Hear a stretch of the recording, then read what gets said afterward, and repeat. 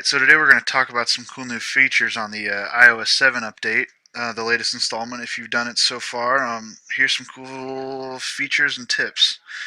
The newest one that most of you have probably already heard about and talked about and seen is the parallax. So if you're holding your iPad and you're in your home screen and like you can still see all your apps, you've probably noticed that your apps will actually kind of move over the top of your image, your saved background image. So that's just a pretty cool feature. It's nothing that, is really serious. Just kind of a cool little tip if you haven't noticed that yet. The next thing that I thought was actually a good idea was the block callers if you have an iPhone, and then unwanted messages. So what this allows you to do, say you're getting a message from somebody that you don't like, or they're messing with you when you're trying to study, and you know it's from a certain person, you can go into your settings, and you're going to scroll down to messages, which I'm in now, and then you're going to go to blocked, and you simply add new. And then I can pick any of my contacts in here that can possibly iMessage me, and I could add them to that group. So say I wanted to not have Jacob Rush talking to me, I could just add him to it, and then when I got done with it, or if something subsided, you just go edit, delete it, unblock, and you're done. Go back out and go on with your day. The next cool thing is the timestamps in the iMessages app. If you go in your messages and you're talking to somebody and you want to know what time a certain message was sent, you just scroll over, you swipe over with your finger, and all the timestamps will show up of what time they were sent. It's pretty cool if like you want to know, like say you're having a message with somebody and you didn't know what time you messaged them back, and I don't know, it depends on the case, but all you got to do is scroll over and see it. The next thing, if you have an iPad 3 or if you're on your iPhone and you have Siri, you can have Siri actually disable your toggle systems or start them up. So say you wanted to access your Bluetooth, you want to turn your Bluetooth on, you could do it by talking to Siri. So for example, Siri, enable Bluetooth, please. And there she went. So it's pretty simple. If you want to get out of it, all you got to do is click it to go off. Pretty easy.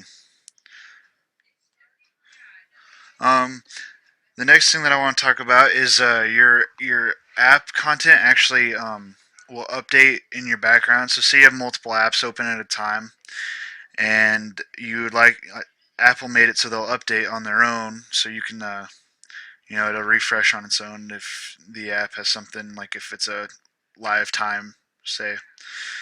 To turn it off, I think you go into their settings. So once you're in your settings, you go into General, and you're going to scroll up to background app refresh, and you can turn it off. And it says, so you just disable background apps. And it says that they'll refresh automatically with Wi-Fi or cellular, or if you have location services activated. But if you turn off the apps or the background app refresh, it'll actually help you save battery life. So, if you have a pretty weak iPad battery, that'd be something to look into. Next thing we're going to talk about is the slide down to search. Now, a lot of people were used to just scrolling over to the side. Well, you can't do that anymore. It's easier. All you got to do is scroll down. Don't you? You scroll down from anywhere, yeah. So you can't do it directly at the top. That'll bring down like your calendar or any notifications you'd possibly have.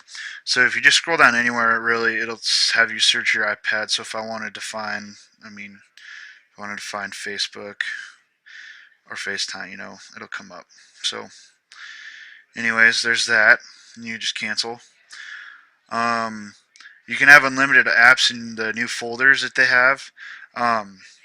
So if you are really organized and you'd like to have all of your school stuff in one big file folder, you can take and just click and drag. So say I wanted to add my Pearson e-text, I just click on it, hold, slide it over, put it in school stuff maybe, and just like that.